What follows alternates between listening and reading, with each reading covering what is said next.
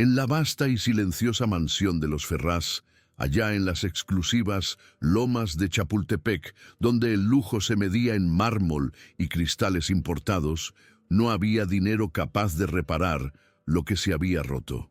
Su fortuna, inmensa e incontable, sus contactos, desde neurólogos alemanes hasta terapeutas suecos, todo lo que un padre desesperado soñaría con tener, no servía de nada frente a los ojos vacíos de su hijo. Había pasado un mes y luego otro, hasta que los 2 años se fundieron en un abismo de silencio, un mutismo que ahogaba el aire en cada rincón de aquel hogar que se había convertido en un hospital de alta tecnología. Pero esa mañana, el destino, con su ironía cruel y su manto de oportunidades ocultas, decidió romper la rutina de Ricardo Ferraz de una manera que jamás imaginó, revelando un secreto que había estado latente, oculto en el corazón inquebrantable de su pequeño, un secreto que lo golpearía con la fuerza de un huracán y lo obligaría a enfrentar su propia ruina emocional. Lo que Ricardo encontró en la sala de fisioterapia no fue un terapeuta ni una máquina avanzada, sino una escena que desafiaba toda lógica y que lo haría cuestionar cada verdad que había construido sobre los cimientos de su dolor.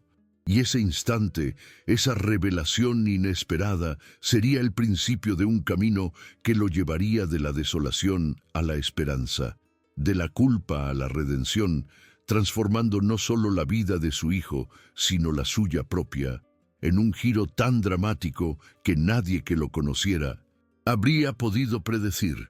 La opulenta residencia de Ricardo Ferraz, un magnate inmobiliario con un imperio que se extendía por todo México y más allá, era un monumento al éxito, pero también un mausoleo a la alegría perdida. Sus pasillos, decorados con obras de arte contemporáneo y muebles de diseño europeo, resonaban con un silencio tan profundo y asfixiante como el de un hospital después de la visita, una quietud que solo era rota por el susurro mecánico de los sofisticados equipos médicos y el paso discreto del personal altamente capacitado. Ricardo había vertido millones en tratamientos experimentales, en neurocientíficos de renombre mundial y en los terapeutas de rehabilitación motora más exclusivos, transformando su hogar en un centro médico privado con tecnología de vanguardia, un santuario de la ciencia donde el dinero no era un impedimento para buscar la cura de su único hijo, Mateo. Sin embargo, a pesar de toda esa infraestructura impecable, de cada terapia avanzada y de cada protocolo experimental, Mateo, un niño de apenas 9 años, permanecía inmóvil en su silla de ruedas, sus ojos fijos en un punto inexistente, atrapado en un tiempo que nadie más podía acceder, como si el mundo exterior no existiera para él. 2 años antes, un accidente automovilístico brutal en las afueras de Guadalajara le había arrebatado la vida a Sofía, la amada esposa de Ricardo, y había dejado a Mateo paralizado del cuello para abajo, sumiéndolo en un mutismo absoluto que había roto lo un poco que quedaba de la familia Ferraz. Desde aquel fatídico día, Mateo no había pronunciado una sola palabra, ni un gemido, ni una sílaba, y su padre, incapaz de lidiar con el luto abrumador y con la carga insoportable de su propia culpa, se había refugiado en el trabajo sin descanso, construyendo un muro de compromisos y eficiencia para ocultar la herida abierta en su alma. Había delegado la vida de Mateo en una legión de médicos, terapeutas y enfermeras, profesionales de élite que ocupaban el espacio que debería haber sido suyo, un espacio de conexión y paternidad que ahora se sentía irrecuperablemente perdido. Ricardo se enorgullecía de la estructura que había montado, de la eficiencia con la que su casa funcionaba, como una empresa perfectamente engranada, con horarios estrictos, informes detallados y protocolos inquebrantables.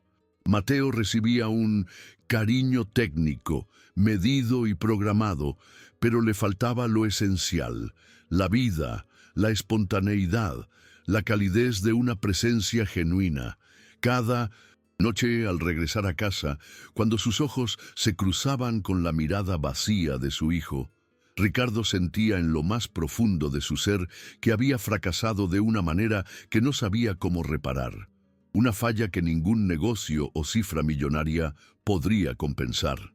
Los especialistas, con sus diagnósticos fríos y sus términos técnicos, decían que Mateo se encontraba en un estado emocional retraído, una forma de defensa psicológica extrema, una coraza construida por su mente para protegerse del inmenso dolor y trauma que había experimentado. Ricardo escuchaba todo con una frialdad casi inhumana, anotaba los nombres de los nuevos especialistas, pagaba las sumas exorbitantes sin pestañear y volvía a sus reuniones de negocios, siempre buscando más eficiencia, más soluciones tangibles, pero sin encontrar ninguna respuesta para el abismo emocional que se abría entre él y su hijo. Los empleados, conscientes de la atmósfera gélida que reinaba en la mansión, evitaban las conversaciones largas y mantenían una distancia respetuosa, moviéndose con la precisión de autómatas en un sistema perfectamente diseñado, donde la emoción era una intrusa no deseada. Ricardo se había convencido de que la ciencia y la medicina eran las únicas vías para la recuperación de Mateo, invirtiendo fortunas en neurocientíficos alemanes, terapeutas de rehabilitación motora de Suecia y renombrados psicólogos infantiles de Boston, buscando una solución externa a un problema que era profundamente interno. Había financiado protocolos experimentales, sesiones de estimulación cerebral, fisioterapia robótica, y había pedido que se probara todo: oxigenación, biofeedback, realidad virtual, cada nueva tecnología prometiendo abrir una grieta en la mente de Mateo. Pero nada sucedía. Solo el silencio persistía, inquebrantable. Cada intento frustrado, cada fracaso de la tecnología y la ciencia, convertía a Ricardo en un hombre más duro, más exigente, tratando a los profesionales como simples empleados que no entregaban resultados, pidiendo métricas de evolución y mandando reemplazarlos sin dudar. Médicos iban y venían. Enfermeras duraban semanas, algunas incluso lloraban discretamente al despedirse del niño, un dolor que Ricardo ya no permitía sentir, pues había elegido no recordar, concentrándose en hacer negocios, en fusiones y clientes en Dubái, como una forma de escape de su propia realidad insoportable. En el fondo, una parte de él, una parte casi enterrada bajo capas de dolor y culpa, sabía que no se trataba solo de ciencia o medicina, que algo más profundo estaba en juego, pero evitaba pensar en ello, porque pensar exigía sentir, y sentir era peligroso, pues cada vez que se permitía recordar el rostro de Sofía en aquel hospital, el sonido de su corazón deteniéndose en la máquina, la mirada aterrorizada de Mateo en el asiento trasero del coche aquel día, todo dentro de él colapsaba, dejándolo al borde del abismo. Por eso había elegido no recordar, concentrándose en el implacable mundo inmobiliario, en las reuniones en Londres y los clientes exigentes, mientras la casa seguía funcionando como un reloj, con turnos de enfermeras, fisioterapeutas agendados e informes impresos que Ricardo leía meticulosamente, sin dejar de pagar por ningún tratamiento, por más caro que fuera. El problema era que Mateo seguía igual, y Ricardo no sabía qué hacer con esa inmovilidad, con ese silencio que lo consumía. Una pregunta sin respuesta que lo carcomía por dentro a pesar de su fachada de control absoluto. Fue en este escenario de desesperación silenciosa que hace poco más de un mes llegó Ana Romero, la nueva cuidadora, una joven enfermera, con una historia que sin Ricardo saberlo, traería la clave para desbloquear el corazón de Mateo. La anterior enfermera había renunciado después de atreverse a decir, con gran cautela, que quizás el niño necesitaba algo más que estímulos físicos, una sugerencia que Ricardo había ignorado con frialdad, firmando los papeles de despido y solicitando a la agencia a alguien con experiencia y credenciales impecables, buscando la misma eficiencia que aplicaba a sus negocios. Ana llegó con buenas recomendaciones, pero sin grandes diplomas. Una mujer sencilla de un pueblo de Querétaro que había trabajado en hospitales y con niños con diversas discapacidades. Pero, lo más importante, sabía mantener la calma y sabía escuchar, cualidades que Ricardo no valoraba en ese momento, pero que resultarían ser cruciales. Durante los primeros días, Ricardo la ignoró, observándola a través de los informes y las cámaras, notando que pasaba más tiempo con el niño de lo esperado, no solo en ejercicios, sino leyéndole en voz alta, poniendo músicas suaves, haciéndole preguntas incluso sin obtener respuestas, una rutina que parecía romper con todos los protocolos establecidos. Una vez, la vio aplicándole crema en las manos a Mateo mientras le hablaba del olor a lavanda y de los recuerdos de infancia que podía traer. Un acto de ternura que a Ricardo le pareció una pérdida de tiempo, pero que, por alguna razón, no impidió, quizás porque una parte de él, muy en el fondo, anhelaba ver algo diferente. Ana no parecía intimidarse con el aire impersonal de la casa, ni con las miradas desconfiadas de los otros empleados, manteniendo su ritmo, su calma y su enfoque sin tratar a Mateo como una estadística o una misión de vida, sino simplemente estando allí con su presencia, una cualidad que Ricardo, acostumbrado a la eficiencia y al control, no lograba comprender. Y quizás era esa simple presencia, ese estar sin buscar nada a cambio, lo que poco a poco empezaba a incomodar a Ricardo, a mover algo dentro de él que había permanecido estático durante demasiado tiempo, desafiando sus esquemas mentales y sus defensas emocionales. Una noche cualquiera, Ricardo llegó más temprano de un viaje de negocios y al pasar por la habitación de Mateo, se detuvo en la puerta sin ser visto, observando una escena que lo desconcertó.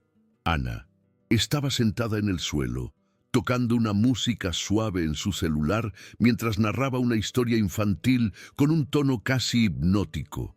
Y Mateo mantenía los ojos fijos en ella, sin parpadear, una conexión silenciosa que Ricardo no había visto en años.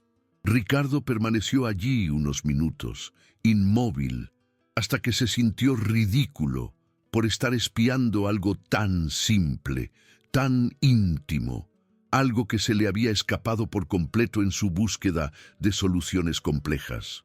Volvió a su oficina y encendió la computadora, pero por primera vez en mucho tiempo no pudo concentrarse. La imagen de Mateo y Ana lo perseguía, impidiéndole cerrar una simple hoja de cálculo, una señal de que algo estaba cambiando dentro de él, algo que no podía controlar con números ni estrategias. A la mañana siguiente le pidió a la gobernanta, doña Carmen, un resumen del trabajo de Ana, queriendo saber horarios, comportamiento, puntualidad, buscando alguna falla, algún error que justificara su creciente incomodidad, pero no encontró ninguna. Había algo en esa mujer que él no entendía. No era técnica, no era terapia, era otra cosa. Algo intangible que lo desconcertaba y que lo hacía sentir una extraña mezcla de curiosidad y aprensión. Un sentimiento que no se ajustaba a su lógica empresarial. Pensó en sustituirla, sintió miedo de crear expectativas, pues ya se había engañado antes. Ya había creído que un leve parpadeo era una señal, que un temblor en los dedos era una respuesta, y nada lo había sido, y no quería volver a pasar por eso. Aún así, pospuso cualquier decisión, atrapado entre su lógica y una intuición incipiente que lo empujaba a observar, a esperar, a ver qué más podía hacer esa mujer aparentemente sencilla. Ana, por su parte, no parecía saber que estaba siendo observada.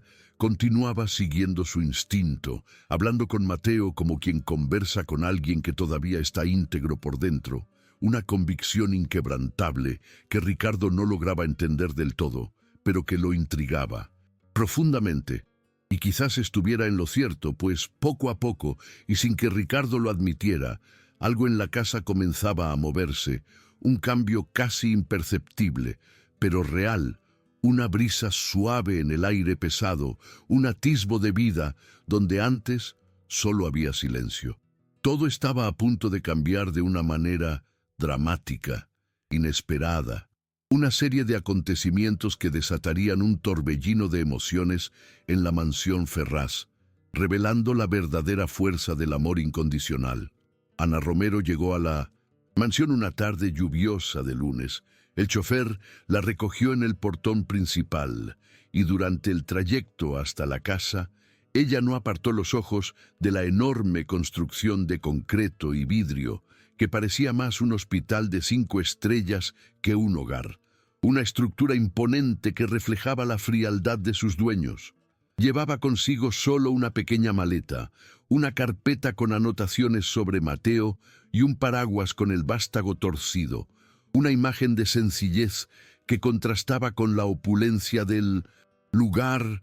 Al bajar del coche, fue recibida por doña Carmen, una mujer seria y protocolaria, sin una sola sonrisa, que le explicó todo de forma mecánica, como si estuviera recitando un manual de instrucciones, sin calidez ni bienvenida.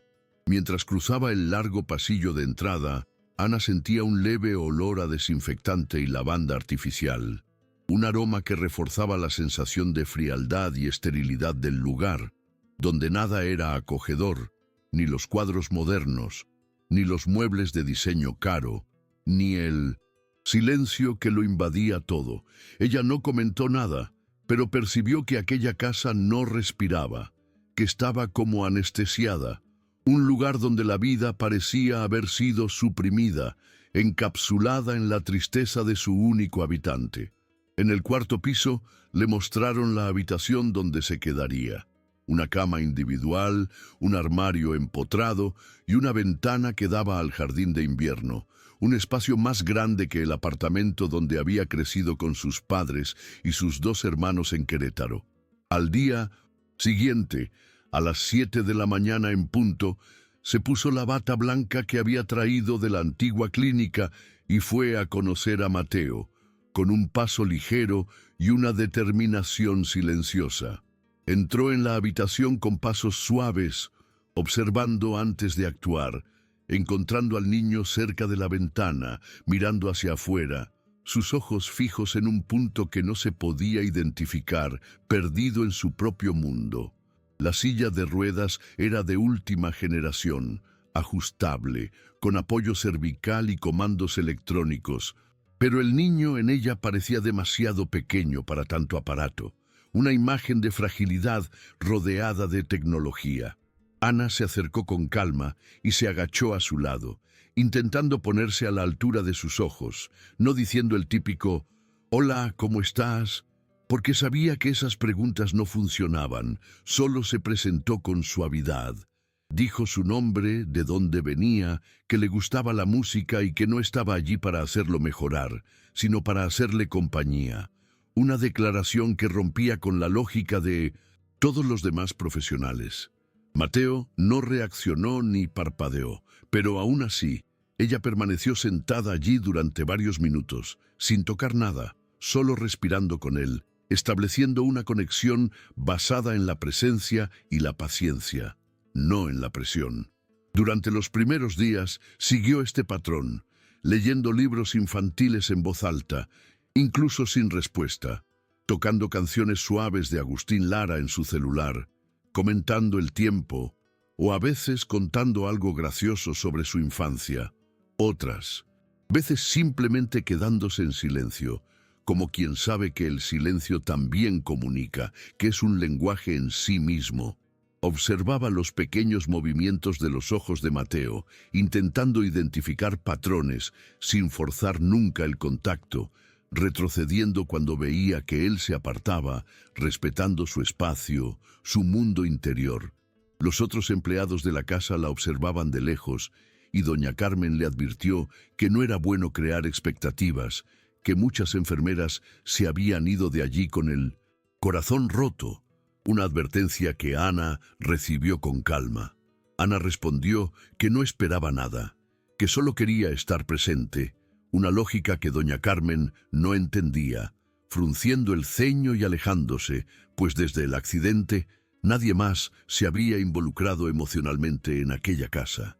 La gente venía para trabajar, cumplir funciones, seguir protocolos e irse, manteniendo una distancia emocional que Ricardo había fomentado sin querer. Ricardo apenas hablaba con ella. En los primeros días, los únicos contactos directos fueron sobre horarios e informes, sin preguntar cómo estaba su hijo, solo si los procedimientos se estaban siguiendo, un claro reflejo de su enfoque mecánico. Ana respondía con firmeza, pero sin doblegarse a su tono gélido, sabía que lidiaba con un hombre roto y que el tipo de dolor que él cargaba no permitía gentilezas, sino una comprensión profunda que no podía expresar con palabras. Después de la primera semana, comenzó a introducir toques suaves en las rutinas de Mateo, aplicándole crema en las manos, masajeando sus hombros, peinándole el cabello con cuidado, a veces susurrando palabras amables cerca de su oído, otras veces simplemente sosteniendo su mano, pequeños gestos de ternura que parecían insignificantes, pero que tenían un gran impacto.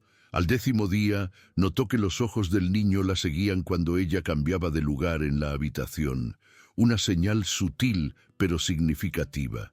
No sonrió ni se emocionó demasiado, solo lo notó, guardándolo dentro de sí, con el mismo cuidado con que se guarda una pequeña llama en un viento fuerte, sabiendo que era un progreso delicado que debía ser protegido.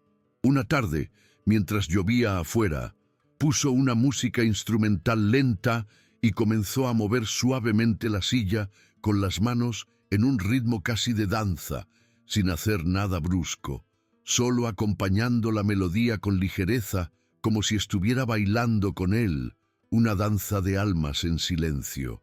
Mateo no rió, no lloró, pero sus ojos brillaron de una manera diferente, una chispa de vida que Ana no había visto antes.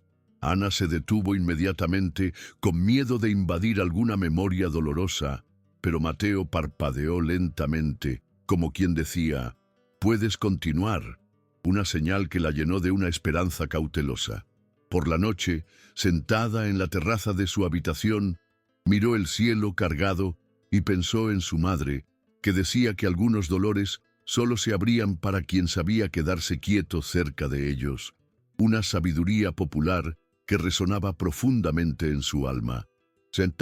Aquella casa, todo estaba contenido, cada habitación guardaba una ausencia, pero había allí dentro una fuerza adormecida, algo que aún podía ser alcanzado, una pequeña luz en la oscuridad. Y quizás, solo quizás, fuera Mateo quien primero encontraría el camino de regreso a la vida, un camino lento y tortuoso, pero posible. Ana sabía que no sería rápido, pero también sabía que algo ya estaba cambiando, aún sin forma, aún sin nombre, pero vivo, una promesa silenciosa que la motivaba a seguir adelante con su labor. En la tercera semana de trabajo, Ana se despertó con un presentimiento. No era exactamente un pensamiento lógico, sino una sensación insistente, como si algo estuviera a punto de cambiar de manera radical. Un presagio que se sentía en el aire. Se puso su blusa de lino clara, se recogió el cabello en un moño bajo y fue a la habitación de Mateo más temprano de lo habitual, siguiendo esa corazonada.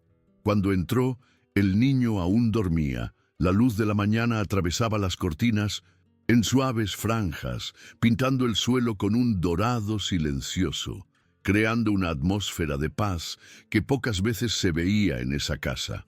Ana se acercó a la silla con cuidado, sin hacer ruido. Simplemente se sentó en una butaca cercana y esperó. No quería despertarlo. Quería solo estar allí presente para cuando él despertara, ofreciéndole su compañía sin presión. Poco después, Mateo abrió los ojos despacio, y estos parecían más vívidos, como si estuvieran menos distantes de la realidad, mirando a Ana con una claridad que la sorprendió. Se miraron durante unos segundos sin que se dijera nada, solo una conexión profunda a través de los ojos. Ana simplemente sonrió con los ojos y dijo en voz baja, «Buenos días». Una bienvenida suave que Mateo no respondió, pero tampoco desvió la mirada, manteniéndola fija en ella, una señal inequívoca de su atención. Aquel día, durante la sesión de cuidados diarios, ella decidió hacer algo diferente. Estaban solos en la habitación y Mateo parecía tranquilo, receptivo a su presencia. Ana tomó su celular, puso una música instrumental suave, de esas que usaba para arrullar el sueño de los niños cuando trabajaba en la enfermería pediátrica, una melodía que evocaba recuerdos de su pasado.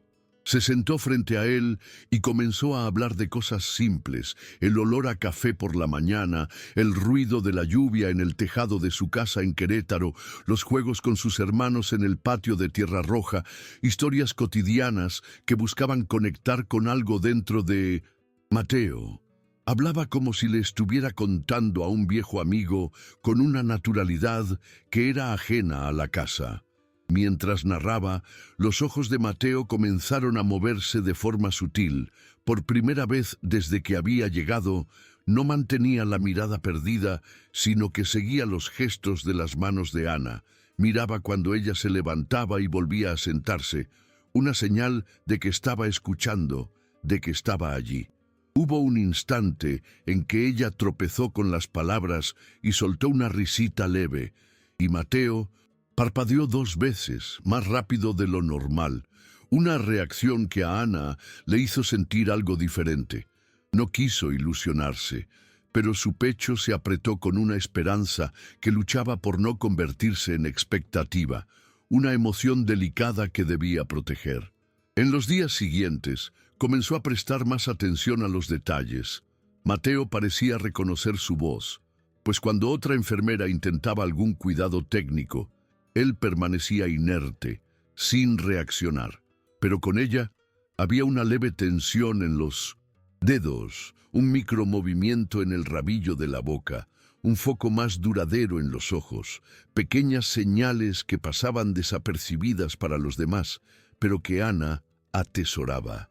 Ana no comentaba con nadie, guardaba cada migaja de reacción, como si fueran piedras preciosas, escondidas en el bolsillo, comprendiendo que estas pequeñas victorias eran fundamentales en la recuperación de Mateo.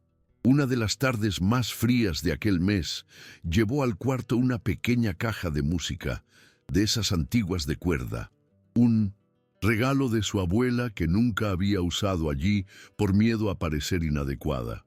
Pero aquel día, algo dentro de ella le dijo que era el momento, que la música podría ser un puente hacia el alma de Mateo. Giró la llave con cuidado y el sonido metálico y dulce de una canción de cuna comenzó a llenar el cuarto, una melodía que evocaba la inocencia y la ternura. Mateo giró lentamente la cabeza en dirección al sonido, no con fuerza ni de forma evidente, pero lo suficiente para que ella supiera que él estaba escuchando, que la música lo había alcanzado. Ella contuvo la emoción y se acercó, sentándose en el suelo cerca de la silla y comenzó a cantar bajito junto con la melodía, sin haber ensayado, simplemente dejando que la música saliera con su voz simple, afinada, como si cantara para alguien que merecía delicadeza y amor. Y allí, en medio de aquella canción antigua, Mateo dejó escapar un sonido, no una palabra, ni siquiera una sílaba. Fue algo entre un suspiro y un soplo, pero fue espontáneo y venía de él, una manifestación de vida que conmovió a Ana. Ana dejó de cantar al instante, tratando de entender si había oído bien, y Mateo la miraba con una expresión que no era de dolor ni de cansancio, era casi curiosidad, un interés genuino que la llenó de esperanza. Ella no hizo preguntas, solo dijo con suavidad: «Lo oí, Mateo, si quieres repetirlo, estoy aquí», ofreciéndole un espacio seguro para expresarse. Él no lo repitió, pero aquel día, después de que ella salió del cuarto, se quedó mirando la puerta por más tiempo de lo habitual, una señal de que la presencia de Ana y la música lo habían impactado. Y por la noche, cuando Ricardo pasó frente al cuarto y miró discretamente por la rendija, notó que su hijo estaba despierto, los ojos más vivos, como si algo dentro de él estuviera encendido, una chispa que antes no existía. No dijo nada, no comentó con nadie, pero esa imagen lo acompañó durante horas, una señal de que la esperanza comenzaba a florecer en su corazón. Al día siguiente Ana entró en la habitación y vio a Mateo con los ojos vueltos hacia la ventana. El cielo estaba claro y había 2 pájaros posados en el borde del tejado, una escena de la naturaleza que ella aprovechó. Ella comentó en voz baja: «Siempre aparecen juntos, creo que son hermanos». Y Mateo giró la cabeza milimétricamente en dirección a su voz, una reacción que, aunque pequeña, era un gran avance. Aquello bastó. Ella no lo celebró, no lo registró en un informe, solo se acercó.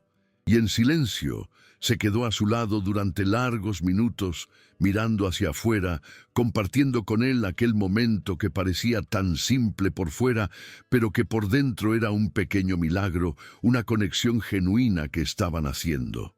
Algo había cambiado, algo pequeño, pero real, y ella sabía que era solo el comienzo, el inicio de un camino hacia la recuperación, un camino que requeriría paciencia y amor incondicional. Ricardo se despertó con la sensación de que algo en la casa estaba diferente. Era sutil, casi imperceptible, pero estaba allí. Los empleados parecían menos tensos.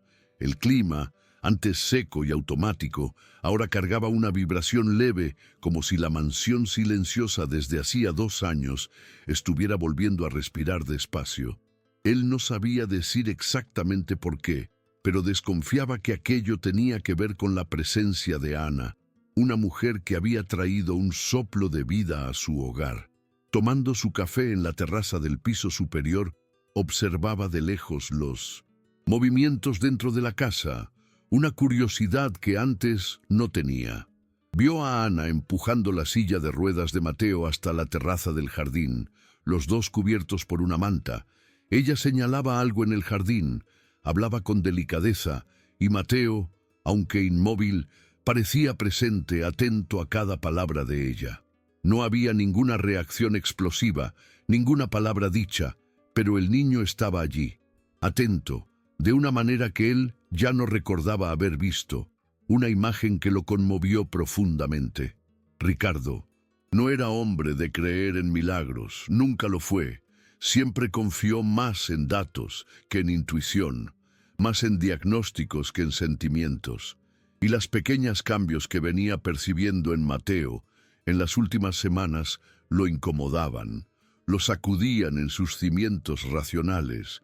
Se preguntaba si aquello era real o solo otra ilusión, pues ya se había engañado antes, ya había confundido reflejos involuntarios con progreso, ya se había permitido sentir esperanza, y la caída después siempre era más profunda, y ahora no quería volver a caer, temía el dolor de la desilusión. Llamó a la gobernanta, doña Carmen, y le pidió que observara a Ana con más atención. Quería saber exactamente lo que hacía durante el día, con quién hablaba, cómo conducía los cuidados, buscando respuestas a lo que no entendía. Doña Carmen, fiel y discreta, respondió que ella cumplía todos los horarios. Era extremadamente cuidadosa y parecía tratar al niño con mucho respeto, añadiendo que la casa estaba más ligera y que incluso Mateo parecía más despierto, Una observación que Ricardo recibió con un simple asentimiento de cabeza, sin comentar, pero que lo hizo pensar. Esa misma tarde, revisó las imágenes de la cámara instalada discretamente en el cuarto de Mateo, un recurso que él raramente usaba, pero que ahora parecía necesario para verificar sus propias percepciones. Pasó algunos fragmentos rápidamente, viendo a Ana entrar, acomodar las almohadas, cambiar la sábana con gentileza, aplicar crema hidratante en las manos del niño con toques lentos, una ternura que contrastaba con la frialdad de su propia rutina. Después, tarareaba algo casi inaudible, y Mateo la observaba todo el tiempo, una conexión silenciosa que era palpable. Ricardo adelantó el video, se detuvo en una escena en que ella acercaba la pequeña caja de música a la cama, giraba la llave, la música comenzaba y los ojos de Mateo brillaban. No había movimiento nítido, pero había vida, una chispa que lo conmovió profundamente. Aquello lo afectó más de lo que quería admitir. Apagó el video y se alejó de la mesa. Fue hasta la sala de estar. Se sentó en el sofá y se quedó mirando al vacío durante varios minutos, sintiendo una punzada de dolor y nostalgia. No recordaba la última vez que había escuchado música en casa. Sofía era quien llenaba las habitaciones de sonido, siempre poniendo algo suave al final del día, mientras jugaba con Mateo, y después del accidente, el silencio se había vuelto una especie de regla tácita, pues la música recordaba el pasado, y el pasado dolía demasiado. En la cena se cruzó con Ana en el pasillo, ella lo saludó con una leve sonrisa y ojos tranquilos. Él respondió con un breve asentimiento, queriendo preguntar algo, pero no encontró las palabras correctas y siguió de largo, pero la imagen de ella quedó en su cabeza, una presencia que lo desestabilizaba. No era osada, tampoco aduladora, era firme sin ser dura, dulce sin ser sumisa, y lo principal, parecía no estar intentando probar nada, simplemente hacía su trabajo con presencia y dignidad, una autenticidad que lo desarmaba. A la mañana siguiente encontró uno de los informes de rutina sobre su mesa. Leyó con atención los registros clínicos, pero esta vez algo le llamó más la atención que los gráficos. Un comentario de Ana escrito a mano al final de la página. Hoy, Mateo mantuvo contacto visual directo durante 6 minutos mientras escuchaba la canción, sin interferencia, solo presencia. Una constatación que no era médica, sino humana, y eso lo desconcertó. Lo obligó a confrontar la verdad de lo que estaba sucediendo.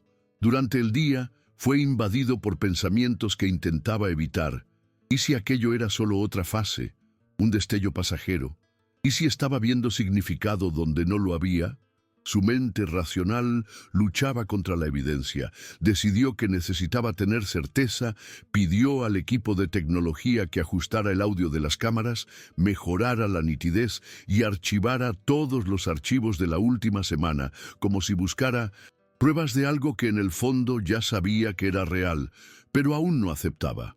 La noche siguiente pasó horas mirando silenciosamente las imágenes.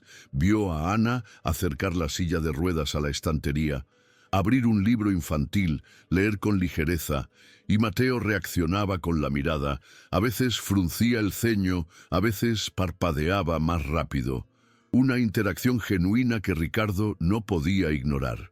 Ella narraba como quien contaba una historia importante, como si hablara para alguien que entendía cada palabra, y esa conexión, esa intimidad, golpeó a Ricardo con fuerza.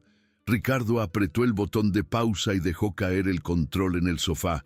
Había emoción, había una conexión allí, y eso lo golpeaba de lleno, porque él no formaba parte de aquello. Su hijo reaccionaba con una extraña, no con él. Una mujer que estaba allí hacía menos de un mes. Conseguía algo que él había intentado durante 2 años con los mejores especialistas del país. Y eso hería, tocaba un lugar que él mantenía encerrado desde el día del entierro de Sofía. Se levantó, Fue hasta el bar, se sirvió un vaso de whisky, pero no bebió. Se quedó parado, mirando el vaso como quien busca respuestas en el fondo del líquido, sin entender lo que estaba sintiendo. No era celos, ni rabia, era algo más profundo, una mezcla de culpa, admiración y miedo. El miedo de creer de nuevo, el miedo de perder una vez más, una emoción abrumadora que lo paralizaba. Él aún no sabía lo que haría, pero una cosa era segura. Ana estaba despertando algo que él no podía controlar. Y Mateo estaba volviendo poco a poco, y eso lo cambiaba todo. Cada fibra de su ser se estaba transformando. El viernes comenzó como cualquier otro. Ricardo se despertó temprano, se puso su camisa hecha a medida y revisó la agenda en la tableta y entró en el coche con el celular ya pegado al oído, su rutina de siempre. Tenía reuniones importantes en la oficina, 2 videollamadas con inversionistas y una cena de negocios prevista para aquella noche. El día estaba cronometrado y él se sentía cómodo así, inmerso en compromisos que lo alejaban de todo lo que le dolía, de su dolor interno. A las 11:40, cuando la segunda reunión del día comenzaba a alargarse más de lo necesario, el teléfono de la secretaria sonó. Un problema logístico había cancelado la visita de un grupo extranjero que vendría para cerrar una sociedad. Un contratiempo inesperado. Ricardo no reaccionó con rabia. Solo se frotó el rostro con la mano y pidió que reorganizaran los horarios de la tarde. Estaba cansado, más de lo que solía admitir, una fatiga que no era solo física. Respiró hondo y de forma casi automática, pidió al chofer que lo llevara de vuelta a casa, un impulso que no entendía del todo. En el trayecto, miró por la ventana el cielo nublado de la Ciudad de México y se permitió algunos minutos de silencio. No pensaba en trabajo, pensaba en Mateo, en la imagen de su hijo, siguiendo la lectura de Ana que no salía de su cabeza desde la noche anterior. Había algo en la forma en que ella se comunicaba con él que movía todo lo que él creía posible, una conexión que iba más allá de la ciencia. Y al mismo tiempo, aquello lo exponía, le mostraba cuánto él mismo se había alejado, cuánto se había perdido en su propia burbuja de dolor. Cuando el coche se detuvo frente a la mansión, Ricardo pidió entrar solo. El chofer se extrañó, pero obedeció, sintiendo que algo diferente ocurría. Él caminó con pasos firmes por los pasillos silenciosos. La casa parecía vacía, lo que era raro a esa hora, una quietud que solo se explicaba por la ausencia de Ricardo.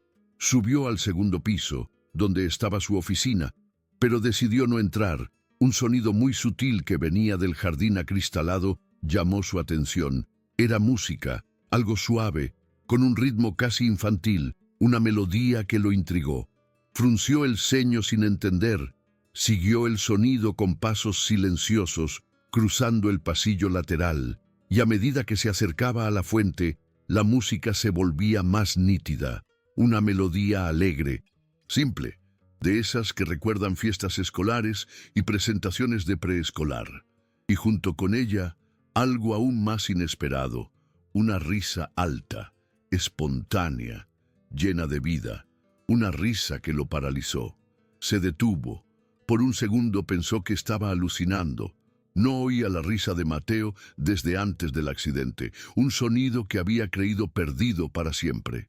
Ricardo se acercó a la puerta acristalada del jardín de invierno y miró hacia adentro sin ser visto. La escena lo paralizó por completo. Fue un golpe, directo al corazón. Ana giraba la silla de ruedas de Mateo lentamente en el centro del espacio, siguiendo el ritmo de la música que sonaba en el pequeño altavoz sobre la mesa. Ella danzaba con ligereza, los cabellos sueltos, los pies descalzos en el suelo frío, una imagen de pura alegría. Los movimientos eran casi coreografiados, como si ella y la silla fueran un solo cuerpo, una extensión de su propia alegría, una danza de almas conectadas. Mateo estaba en el centro de la silla, los brazos inmóviles, pero su rostro, Su rostro rebosaba expresión, los ojos brillaban, la boca estaba abierta en una sonrisa amplia y de ella salían carcajadas sueltas, como si hubieran estado presas por mucho tiempo, un torrente de vida que lo invadió todo. Ricardo no pudo entrar. Se quedó parado, observando, como si invadir aquel momento fuera romper algo sagrado, algo puro y perfecto. No recordaba la última vez que había visto a su hijo reír. Aquel sonido era real, alto, vivo, y había tanta belleza en aquella escena que su pecho pareció apretarse de repente. Sintió una emoción indescriptible. Sintió las piernas flaquear levemente, como si su cuerpo no estuviera listo para aquel impacto. Se apoyó en la pared, intentando entender lo que sentía. Una mezcla de dolor, asombro y una esperanza abrumadora. Durante los minutos siguientes permaneció allí escondido, mientras Ana y Mateo giraban juntos con cuidado y ligereza. No había prisa, no había técnica, solo había presencia. Y allí, en aquel giro simple, había una especie de reencuentro, algo que ningún terapeuta, ningún especialista y ningún equipo sofisticado había conseguido provocar, algo que ninguna máquina podría medir. Cuando la música paró, Ana acercó la silla cerca de la ventana. Mateo aún sonreía, jadeando, con las mejillas sonrojadas, una imagen de pura felicidad. Ella se arrodilló a su lado y le dijo algo bajito que Ricardo no pudo oír, pero vio al niño cerrar los ojos despacio, aún sonriendo, como si quisiera guardar aquella alegría por más tiempo, atesorando el momento. Ana se quedó allí unos segundos, después se levantó, caminó hacia el interior de la casa y desapareció del campo de visión de Ricardo, dejándolo solo con sus pensamientos. Ricardo aún no podía moverse, sentía el pecho lleno de sensaciones que no sabía nombrar. Orgullo, dolor, alivio, culpa por no haber hecho aquello, gratitud por alguien haberlo hecho, una avalancha de emociones que lo desbordaba. Cuando finalmente entró en el jardín de invierno, Mateo ya estaba más tranquilo, mirando hacia el techo con un aire sereno, una paz que antes era ajena a su rostro. Ricardo se acercó despacio, intentando no asustarlo. Se sentó al lado de la silla en silencio. Mateo no lo miró, pero tampoco se apartó, una pequeña señal de aceptación. El padre observó al hijo durante unos minutos, intentando encontrar algo para decir, pero nada salió. No quería estropear aquel momento con palabras equivocadas. Simplemente puso la mano sobre la pierna inmóvil del niño y respiró hondo, una conexión silenciosa y profunda. Por primera vez, él sintió que estaba delante de un milagro y que ese milagro había venido de las manos de alguien que no hablaba en técnicas, metas o terapias, alguien que solo estuvo allí todos los días esperando el momento justo. Ricardo no sabía qué hacer con aquello, pero sabía que jamás olvidaría aquella música, aquella risa, aquel instante, una memoria que quedaría grabada en su corazón para siempre. Algo se había roto dentro de él, algo había comenzado a reconstruirse y él sabía que a partir de allí nada más sería igual. Su vida había dado un giro inesperado. Ricardo se despertó el sábado antes de que saliera el sol. Había dormido poco, los pensamientos ocupando cada centímetro de su mente. La imagen de Mateo sonriendo aún vivía dentro de él como una fotografía en movimiento. Era difícil de creer, pero aún más de explicar. Durante horas la noche anterior se había preguntado cómo había sucedido aquello, cómo una simple música y el toque de una cuidadora desconocida habían accedido a un lugar que él, como padre, nunca logró alcanzar. Una pregunta sin respuesta que lo atormentaba. Pasó la mañana caminando por la casa en silencio, observando detalles que antes ignoraba. El sonido del reloj de la sala, el canto distante de un cenzontle en la ventana de la cocina, la luz suave que entraba por las rendijas de la cortina, cosas que siempre estuvieron allí, pero que parecían invisibles hasta ahora. Había algo diferente en el aire, como si todo dentro de la mansión estuviera siendo lavado por una brisa nueva, aún tímida, pero presente, un soplo de vida que impregnaba el ambiente. Cerca del mediodía, bajó hasta la terraza lateral, donde Mateo solía quedarse con Ana en los últimos días. Encontró el espacio vacío, pero vio la manta doblada cuidadosamente sobre la butaca de mimbre, una señal de la presencia de Ana. Pasó los dedos sobre la tela y sintió algo difícil de nombrar, un tipo de nostalgia que no venía del pasado, sino de algo que él sentía que aún estaba por venir, una promesa de futuro. Se quedó allí unos minutos hasta que oyó pasos leves viniendo del pasillo. Ana apareció con un cuaderno en las manos, lista para anotar las necesidades del día. Cuando vio a Ricardo allí, se detuvo inmediatamente. No estaban acostumbrados a encontrarse fuera de los momentos formales. Una situación inusual. Él la observó por un segundo. Después señaló la silla de al lado, invitándola a sentarse. Ella dudó, pero aceptó, sentándose con postura firme, sin demostrar sorpresa o vergüenza, esperando en silencio, una paciencia que contrastaba con la impaciencia de Ricardo. Ricardo tardó en hablar, mantuvo los ojos en el paisaje de enfrente, como si aún estuviera buscando valor en los árboles del jardín, reuniendo la fuerza para decir lo que debía decir. Cuando finalmente habló, su voz salió más baja de lo normal. Ayer vi, hizo una pausa. Lo vi todo, una confesión que lo liberaba. Ana no se movió ni abrió los ojos de par en par, simplemente respondió con calma. Me lo imaginé. Hubo un breve silencio entre ellos. No era incómodo, solo cargado de cosas que aún no tenían nombre. Una verdad que se hacía palpable.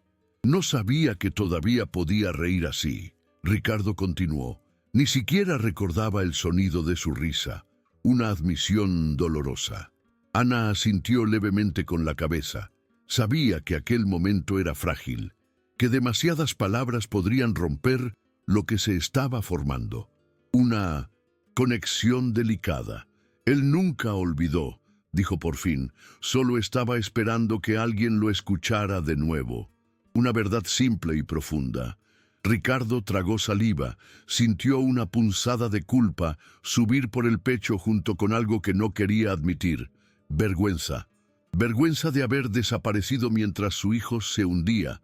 Vergüenza de haber confiado más en equipos que en afecto. Vergüenza de nunca haberse sentado allí, exactamente donde estaba ahora, frente a la verdad de su negligencia. Contraté a Tis, los mejores, dijo. Más para sí mismo que para ella, y aún así era solo esto lo que él necesitaba, una dolorosa revelación. Ana lo miró con delicadeza, pero sin piedad. No era del tipo que disminuía el dolor de los demás con palabras suaves, sino que lo confrontaba con la verdad. Él necesitaba presencia, alguien que estuviera allí, incluso sin respuestas. Dijo, lo que usted le dio fue estructura, pero él sentía su falta, una crítica que Ricardo no pudo refutar. Ricardo bajó los ojos. No había defensa posible contra aquello, y por primera vez no quiso defenderse, una rendición que lo liberó. No sabía cómo quedarme, murmuró. Verlo así me mataba por dentro, y yo ya estaba medio muerto, una confesión de su propio sufrimiento. Ana no dijo nada. Sabía que aquello no era una confesión común. Era el primer paso de un hombre que hacía mucho tiempo no sabía cómo ser padre. Un camino hacia la redención. Después de un tiempo, ella se levantó con calma. Él está en el cuarto. Acaba de almorzar, puedo dejarlo solo si quiere, ofreciéndole la oportunidad de conectar con su hijo. Ricardo dudó. Miró al suelo durante unos segundos. Después levantó el rostro y la encaró. No sé si él querrá verme. Una duda sincera. Él siempre quiso. Ella respondió con firmeza. Solo no sabía cómo llamarlo de vuelta. Una verdad que lo conmovió. Él asintió con un leve movimiento de cabeza. Se levantó despacio y siguió hasta el cuarto de su hijo con el corazón disparado. lleno de una mezcla de miedo y esperanza. Se detuvo en la puerta entreabierta y vio a Mateo con la mirada vuelta hacia la ventana, donde un rayo de sol atravesaba el cristal. El niño estaba sereno. Había una tranquilidad en su expresión que él no veía hacía años. Ricardo entró sin hacer ruido, acercó una silla y se sentó al lado de la silla de ruedas. Su corazón latía con fuerza. Por un tiempo no dijo nada, simplemente se quedó allí. Después acercó la mano y la puso con cuidado sobre la mano de Mateo. Ella estaba caliente, suave, viva, una conexión que lo conmovió. «Hijo», susurró sin saber lo que vendría después. «¿Me perdonas?». Una pregunta cargada de emoción. Mateo no respondió ni giró el rostro, pero su mano hizo un leve movimiento. Los dedos antes inmóviles presionaron con mínima fuerza la mano del padre, un gesto sutil, pero inmensamente significativo. Ricardo cerró los ojos y una lágrima silenciosa descendió, no de desesperación, sino de algo que él nunca había sentido de verdad en los últimos 2 años. Esperanza, una esperanza renovada. Él no sabía lo que vendría de allí en adelante, pero en aquel pequeño gesto, en aquella troca silenciosa, estaba el comienzo de algo que él no estaba más dispuesto a perder, el inicio de una nueva etapa. Aquella tarde parecía más larga de lo normal. Ricardo pasaba por las habitaciones de la casa como quien busca algo y no sabe qué. Sus pasos eran lentos, la cabeza llena de pensamientos. Desde la mañana, el toque de la mano de Mateo no salía de su mente. Fue un gesto pequeño, casi imperceptible, pero tan intenso que movió todo dentro de él. Por primera vez en mucho tiempo, él sintió que no estaba solo dentro de su propia casa, una sensación de compañía que lo conmovió. Al final del día, decidió buscar a Ana. Necesitaba hablar con ella, mirar a los ojos de aquella mujer que en pocas semanas había hecho más por su hijo de lo que él mismo había logrado en 2 años. Un reconocimiento de su valor. La encontró en la cocina, sentada a la mesa, organizando una caja con frascos de medicinas y etiquetas. Su mente analítica seguía funcionando.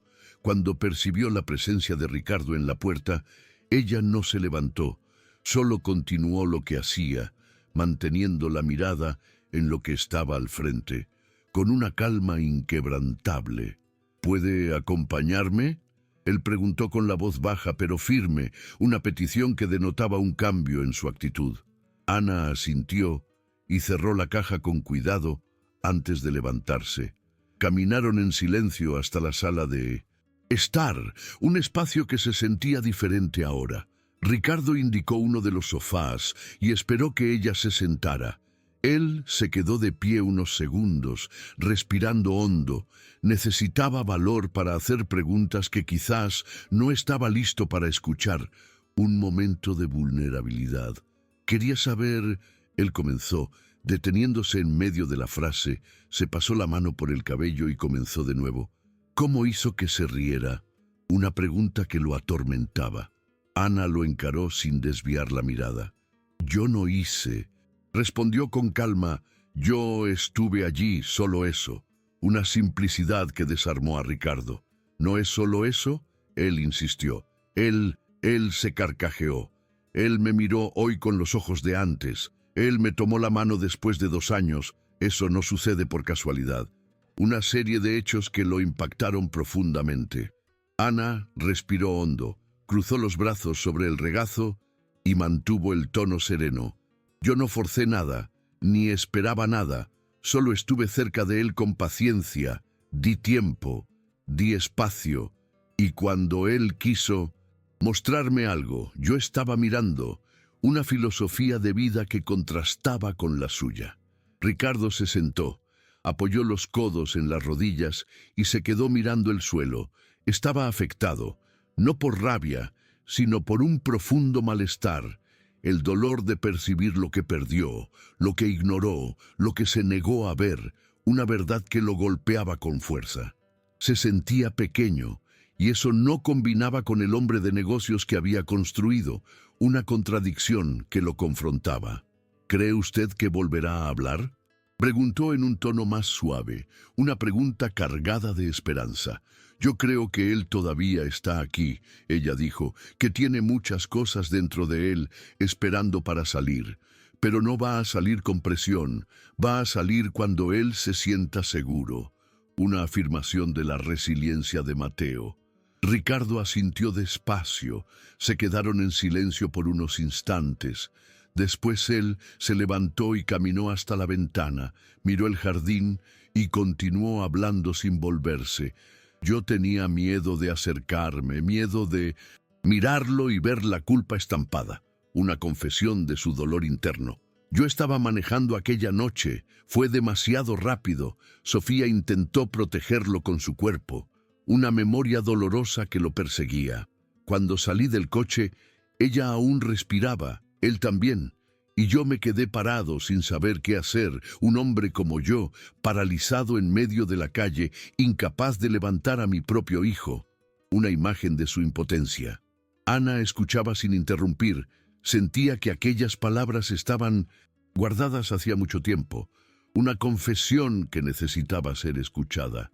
Cuando él volvió del hospital, yo quise transformarlo todo en eficiencia, contraté a los mejores, creé una burbuja de atención, puse un ejército a su alrededor, pero nunca fui yo quien estuvo allí. Yo di todo, menos lo que él necesitaba. Una autocrítica profunda. Él se volvió hacia ella, y los ojos estaban rojos, no de rabia, sino de alguien que por primera vez estaba permitiendo que el dolor se hiciera visible. Una manifestación de su vulnerabilidad. Y entonces usted llegó sin hacer discursos, sin prometer milagros, y él despertó por su causa. Una muestra de gratitud y asombro. Ana no desvió la mirada, pero había algo en su rostro que no era orgullo, un tipo de respeto silencioso que no pedía disculpas ni distribuía perdón. Simplemente reconocía lo que estaba siendo dicho, la verdad de la situación. No fue por mi causa, ella corrigió con dulzura. Fue por causa de él. Él quiso volver. Él escogió mostrarse, una afirmación del poder de Mateo. Ricardo se sentó nuevamente y se frotó las manos con fuerza. No sé cómo seguir con esto. Tengo miedo de acercarme y que él retroceda. Tengo miedo de ser un extraño en la vida de mi propio hijo. Una confesión de sus temores. Entonces, quédese, ella respondió, incluso con miedo. Quédese, siéntese a su lado, espere. El tiempo de él le dirá qué hacer. Un consejo sabio y compasivo. Él levantó los ojos hacia ella. Por primera vez, veía en aquella mujer no solo una cuidadora, sino un puente, un camino que él no sabía recorrer solo, una guía en su oscuridad. Gracias, él dijo en un hilo de voz, una expresión de gratitud sincera. Ana solo asintió. Después se levantó, se arregló la blusa y siguió en dirección al pasillo. Su presencia llenaba el ambiente. Antes de salir, se detuvo en la puerta. Esta noche, si quiere, puede poner la música, la del jardín. La dejé guardada en la tableta de él. Creo que le gustará oírla con usted. Una invitación a la conexión. Ricardo se quedó mirando mientras ella desaparecía en el pasillo. Aquella noche, por primera vez, él entraría en el cuarto de su hijo, no como empresario, no como alguien que necesita controlarlo todo, sino como padre. Y eso lo cambiaba todo. Su rol había sido redefinido. La noche cayó silenciosa sobre la mansión. Del lado de afuera, la ciudad parecía distante, amortiguada por ventanas gruesas y jardines bien cuidados, un contraste con el mundo interior. Adentro, todo estaba quieto, excepto por un cuarto en el segundo piso, donde una luz suave calentaba las paredes blancas, una pequeña isla de calidez en la frialdad. Ricardo estaba de pie ante la puerta de Mateo, la tableta en las manos, dudando. Había pasado el día entero pensando en aquella conversación con Ana. Las palabras de ella reverberaban dentro de él con fuerza. Quédese incluso con miedo. Era lo que ella dijo, y era lo que él decidió hacer, una elección que lo transformaba. Respiró hondo, acomodó la tableta en su regazo y empujó la puerta con cuidado. Mateo estaba despierto. Sus ojos estaban vueltos hacia el techo, como si esperara alguna cosa, una conexión inminente. Ricardo se acercó en silencio, acercó la silla y se sentó al lado de la cama. Por un instante, solo observó a su hijo, la piel pálida, los ojos atentos, el cuerpo inmóvil, pero lo que más llamaba la atención era la presencia. Mateo estaba allí íntegro, en silencio, pero íntegro. Una revelación. «Hola, hijo», Ricardo dijo, intentando mantener la voz firme. «Ana me dijo que te gusta esta música, la traje aquí». Encendió la tableta y buscó el archivo guardado por ella. La música comenzó a sonar. Una melodía dulce, hecha de guitarra y sonidos suaves, como las que Sofía solía poner en las noches de viernes, una memoria que lo conmovió. Ricardo sintió el corazón apretarse. Era como volver en el tiempo, solo que ahora era diferente, porque ahora él estaba allí, no como espectador, sino como alguien dispuesto a participar, a ser parte de la vida de su hijo. Mateo giró lentamente los ojos en dirección al sonido. Ricardo notó. El niño lo había percibido y no desvió la mirada, una aceptación que lo llenó de esperanza. Aquello fue suficiente para que Ricardo se acercara un poco más. «¿Recuerdas esta música? Tu madre la amaba, bailábamos contigo en brazos, ¿recuerdas?». Una pregunta llena de nostalgia. Mateo no respondió, pero había un brillo húmedo en los ojos. Ricardo sintió la garganta cerrarse. Hizo un esfuerzo para no dejarse caer en aquel agujero donde siempre se escondía, luchando contra sus demonios. Se quedó en silencio durante unos segundos, solo escuchando la música con él, compartiendo el momento. Enseguida extendió la mano y tocó el brazo de su hijo con delicadeza. «Me equivoqué tanto, hijo. Me alejé demasiado. Intenté resolver todo a mi manera, sin siquiera preguntarte cómo te sentías. Perdóname». Una confesión de su arrepentimiento. Mateo parpadeó despacio. Después, con un leve movimiento, apoyó la lateral de la cabeza en el apoyo de la silla, girándose un poco más hacia el padre, una señal de aceptación y perdón. Ricardo interpretó aquello como permiso. Tomó la mano del hijo entre las suyas y la envolvió con cuidado. La música seguía en el fondo, las notas parecían flotar dentro del cuarto, llenando los espacios vacíos, con recuerdos que aún dolían, pero que ahora comenzaban a curar, un bálsamo para su alma. Ricardo bajó los ojos, sintiendo el calor de la mano del hijo por primera vez, sin miedo, una conexión que lo transformaba. Cuando volvió a mirar a Mateo, percibió que los labios del niño estaban entreabiertos. Fue instintivo. Él se acercó como quien escucha un secreto. «¿Quieres decir algo?». Mateo respiró hondo. El sonido que salió fue débil, áspero, como un susurro que no sabía ser voz. Pero había una palabra allí, clara lo suficiente para cortar cualquier silencio. «Papá». Una palabra que lo cambió todo. Ricardo se congeló. Los ojos se le llenaron de lágrimas. Por un momento pensó haberlo imaginado, pero Mateo lo miraba firme, y aunque el sonido fuera frágil, era real. Una única palabra, pequeña, pero pesada como el mundo. «Hablaste», él dijo con la voz embargada. «Dios mío, hablaste». Se acercó y apoyó la frente en la frente de su hijo, demasiado emocionado para decir cualquier cosa. Las lágrimas escurrieron sin freno. Él no quería esconderlas más. Una liberación de su dolor.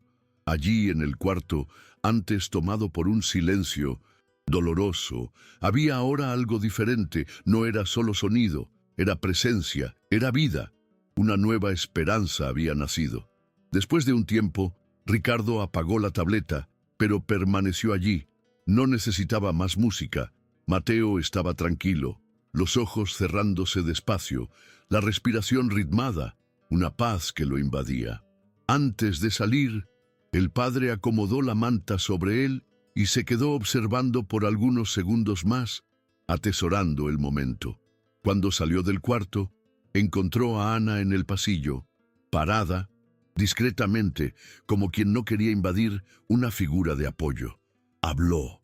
Ricardo dijo, aún con la voz temblorosa, una emoción incontrolable. Ana sonrió sin sorpresa. Yo sabía que él elegiría el momento justo, una sabiduría que la caracterizaba. Él se acercó y la abrazó, un gesto que no venía de un jefe, sino de alguien que reconocía la importancia de quien estuvo presente cuando él no supo estar. Un abrazo de gratitud y respeto. Gracias, murmuró. Él hizo esto por usted. Ella respondió, solo necesitaba saber que usted estaba allí. Una verdad simple y profunda que lo liberó. Ricardo miró el cuarto nuevamente antes de bajar. Por primera vez en 2 años, no sentía la casa vacía ni a sí mismo. Una sensación de plenitud que antes le era ajena. No sabía lo que el futuro le deparaba, pero ahora tenía algo que no se compraba, ni se construía con prisa. Tenía de vuelta el sonido más importante que un padre puede oír, una única palabra, papá, una palabra que significaba el mundo entero.